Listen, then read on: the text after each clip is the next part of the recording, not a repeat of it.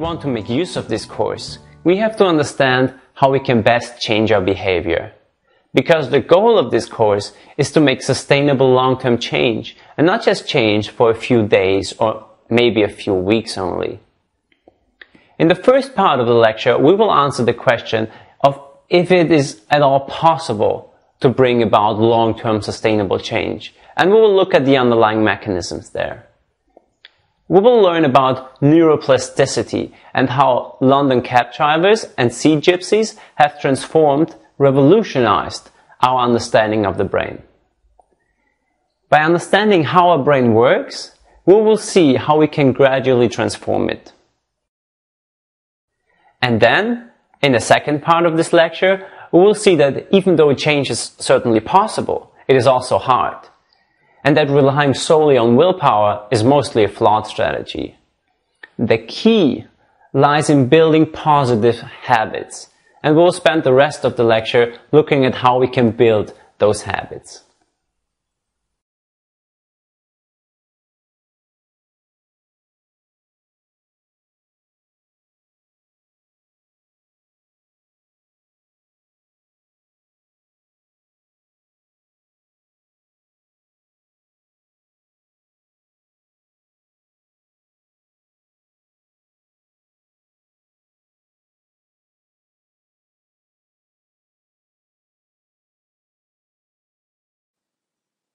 It has long been thought that our brain and who we are is fixed after our infancy. That means that no matter what we do, the brain essentially stays the same. You were born with certain types of genes, you maybe had some early childhood experiences that still had an effect on you, but that was it. From then on, you were bound to fluctuate around the same level. You were either introverted or extroverted, you were either a more happy type of person or more melancholic, more unhappy kind of person.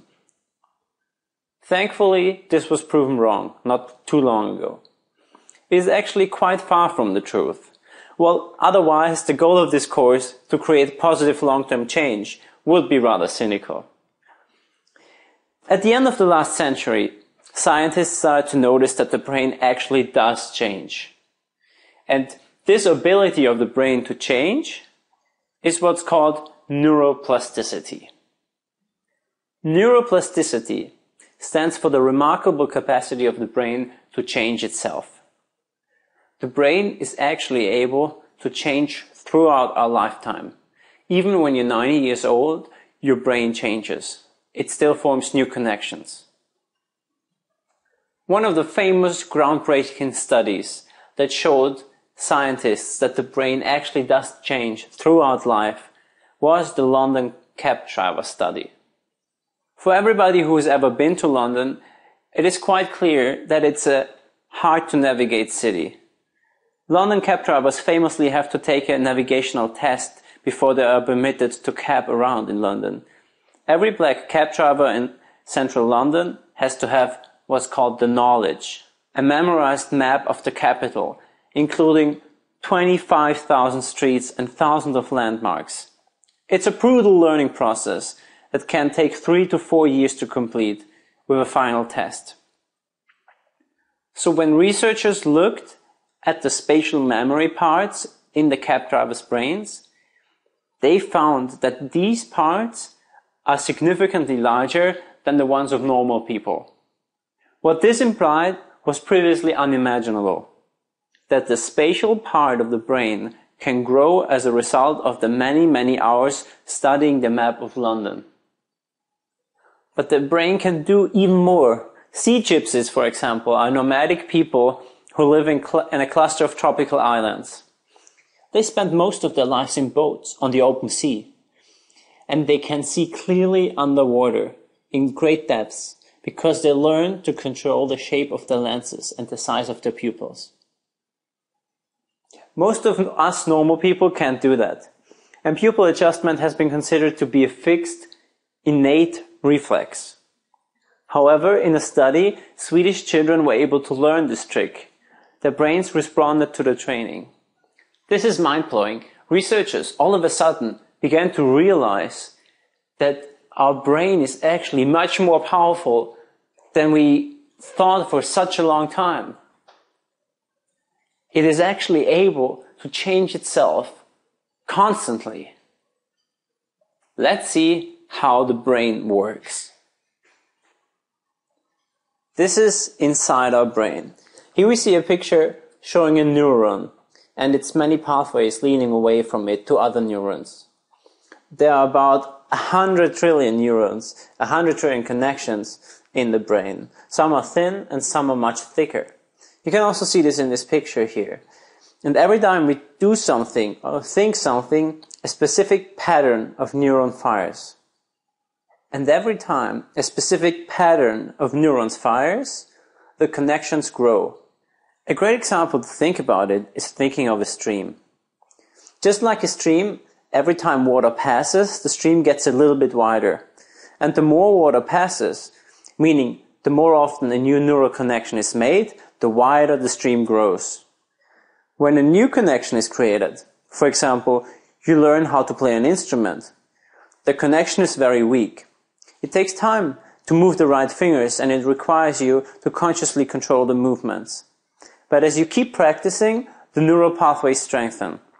Like a stream that grows, our neural pathway grows.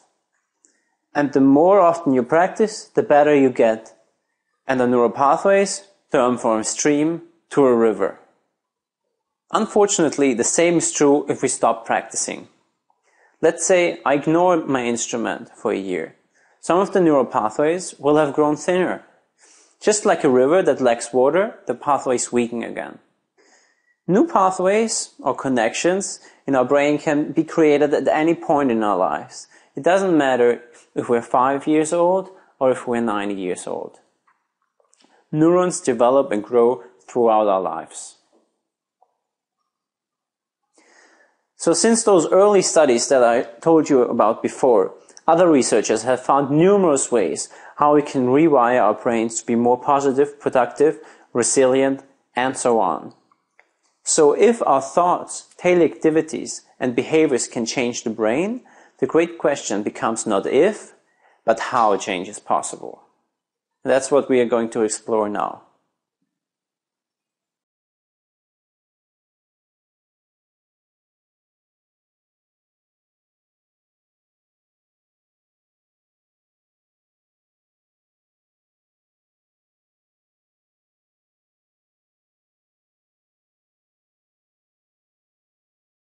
So change is indeed possible. The question is how. Change is possible, but long-term change is hard. And in order to set the stage, I want to share this quote with you. It's a quote by Martin Seligman, who is the founder of the positive psychology movement and one of the most eminent psychologists at this time. And he says that the belief that we can rely on shortcuts to gratification and bypass the exercise of personal strengths and virtues is folly. It leads to legions of humanity who are depressed in the middle of great wealth and are starving to death spiritually. I shared this quote with you to once again emphasize how important it is to not only watch the video lectures, but also engage in the additional materials, because change is hard. The theme of this lecture is how to change. And this is what we are going to turn to now. One way to change is to rely on our willpower. But let me tell you a short story about willpower. A famous study done by Roy Baumeister instructed college students not to eat anything for a few hours and then come into an experiment. When the students arrived, they were given 2 plates, one full of cookies and another one with radishes. But then the researchers divided the students into 2 groups. One of the groups were told they could eat off whatever plate they wanted. The other group, however, was only allowed to eat from the radishes and not from the delicious cookies. After a certain amount of time, like 20 minutes or so, all of the participants were given some allegedly easy puzzles to solve. In truth, those puzzles are of the unsolvable kind. These get used in psychological research relatively often because you can see how long people persist in any specific task. The students in the first group, who were allowed to eat from whatever plate they wanted, persisted significantly longer than the group who had to repress their urge to eat from the delicious cookies. Those students had already used all the willpower to resist eating the cookies. They had less left to persist at the given task. Even though those two tasks, resisting cookies and solving puzzles, may seem unrelated, they both draw from the same easily depletable reservoir of energy. Because this reservoir of energy is what our willpower is all about. Luhr and Schwartz say that the limitation of conscious will and discipline are rooted in the fact that every demand on our self-control all draw on the same small, easily depleted reservoir of energy. What we learn from this is that relying on our willpower alone to make changes is not ideal. We need something else. Habits. In fact, we need lasting habits. The good news is that those people who really manage to make long-lasting change do not simply have higher willpower. In contrast, the people who really make it might not have strong willpower at all, but they understand that the key to implementing change is building lasting habits. A growing body of research suggests that as little as 5% of our behavior is consciously regulated. That means that we are creatures of habit. As much as 95% of what we do occurs automatically, without us even thinking about it. Most of us already have many habits in place, often outside our conscious awareness. These may range from brushing our teeth every morning and evening to planning for our day, or routines with the family and friends like eating together. We all also have some habits that are good and others that are bad for us. So what we want to build is some new good habits, and we might even get rid of some of the old habits that haven't served us well. So how then do we build new habits? Keep in mind these 4 key elements. We need specific behavior and time. We need one change at a time. We want to lower our activation energy. We want to keep the why, our reasons in mind. We'll look at them in more detail now. In the resources, you can find a worksheet, a template for an action plan to create effective change. It's a tool to put into action those 4 elements in a systematic manner. The first of those points were specific timing and precise behavior. That means if we want to build a new habit, we have to say very precisely when and what we want to do. To illustrate the importance of specifying what, when, and where we want to implement a new behavior, we'll take another look at research. In a study to increase compliance in a fitness program for non-exercising college students, researchers went and wanted college students who did not do any sports to participate in the fitness program.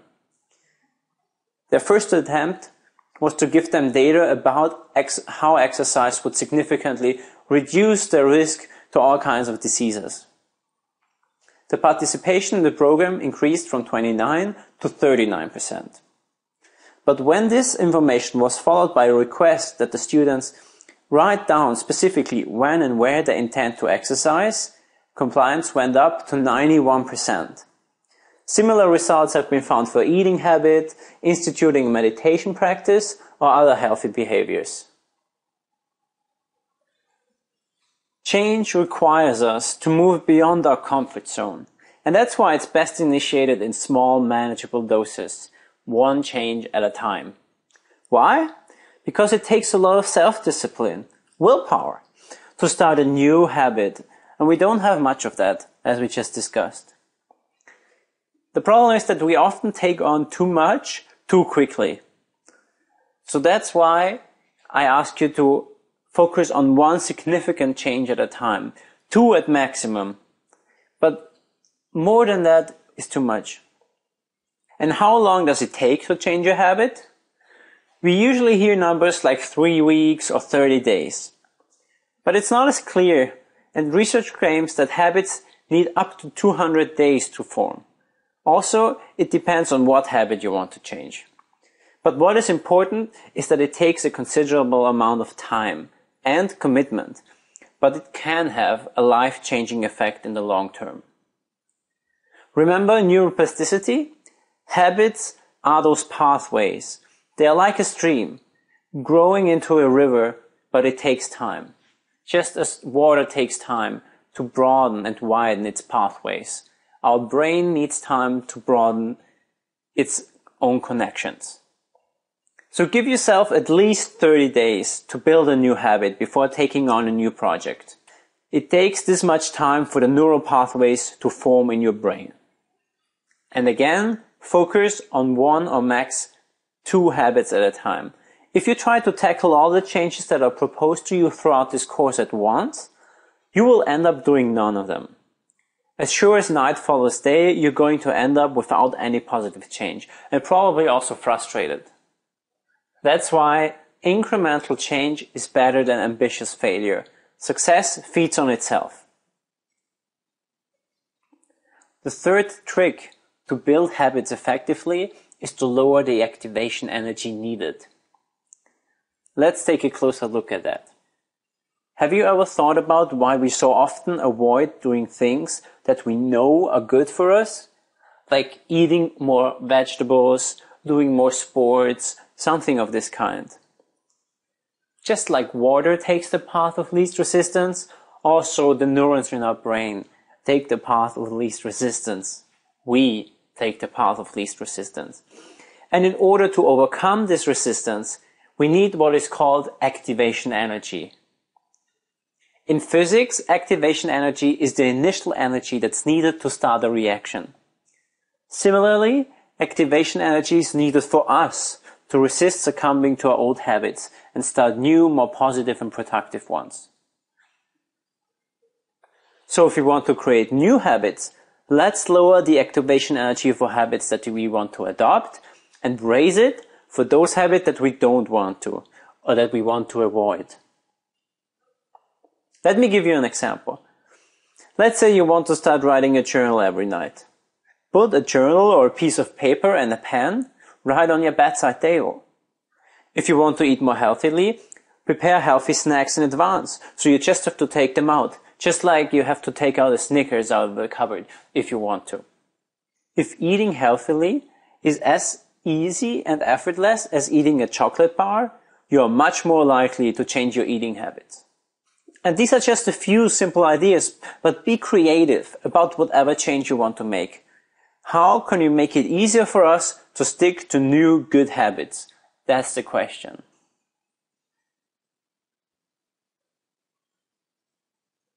The fourth way to ensure that your habits are effective and that they work is to keep your why in mind. This why refers to the purpose, the reasons why you're doing something. Having a purpose and understanding why you're doing something is a powerful source to drive you. And the most powerful sources of purpose are positive rather than negative. A negative source of purpose is defensive and deficit-based. This means it's based on a threat, on a physical or psychological threat. When we feel our security or our survival at stake, emotions such as fear, anger, and even hatred can be a powerful source of energy. The problem is the cost.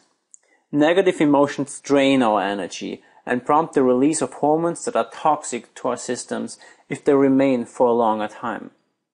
Purpose, fueled by the feeling of deficit, also narrows our attention and limits our possibilities. By contrast, when we are able to move from the inner experience of threat to one of a challenge, we introduce a whole new range of possibilities in our lives. Rather than reacting to fear, we can focus on what is really meaningful and precious to us. I want to refer you again to the broaden and build theory, where we talked about how positive emotions broaden our mind and build our resources. Very often, having a positive or a negative purpose is simply about how we frame our goals. For example, are we working out to avoid becoming unattractive and overweight? Or do we do it because we strive to be fit and healthy? to be more able to do other tasks, or to work towards a sports competition. The difference in our attitudes can be huge, simply by having a positive purpose. In addition to a positive purpose, we also want to have an intrinsic purpose. The difference between intrinsic and extrinsic purpose is just as huge as the difference between positive and negative purpose. Are we doing what we do in order to please others, or in order to get something that we feel we don't have enough of, like money or power or social status, or maybe even love? Or do we do these things because we ourselves feel that they are valuable? Clarifying purpose takes time, quiet, uninterrupted time, which is something that many of us feel we simply don't have anymore. But if we want to live a fulfilled life that's devoted to things that really matter to us deep down, we have to realize that the only way is to spend time now on questions of meaning and purpose. And for this, I want to present you a wonderful way to connect to our deepest values and our life goals. It's about finding your legacy. You have more detailed instructions in your additional materials, but I will still go over them now because it's so important. Unfortunately, it is easy to lose sight of the things that are most important to us. It seems crazy, but it's true. How often do we overreact to a family member, get angry at someone we love, or lie to somebody we really care about? There are numerous other examples, and the answers are different for every one of us. But what is true for everybody is that we tend to forget about the things that we value most. That's why the following exercise is so powerful. This is an exercise to get you in touch with the things that really matter to us, to get in touch with our true self, our values, beliefs, and aspirations. For this exercise, I recommend you take at least an hour without interruptions and any distractions. Find it in the resources. One last thought. I encourage you to try journaling on a regular basis, even outside of this course. Journaling has been found to be really beneficial for many people.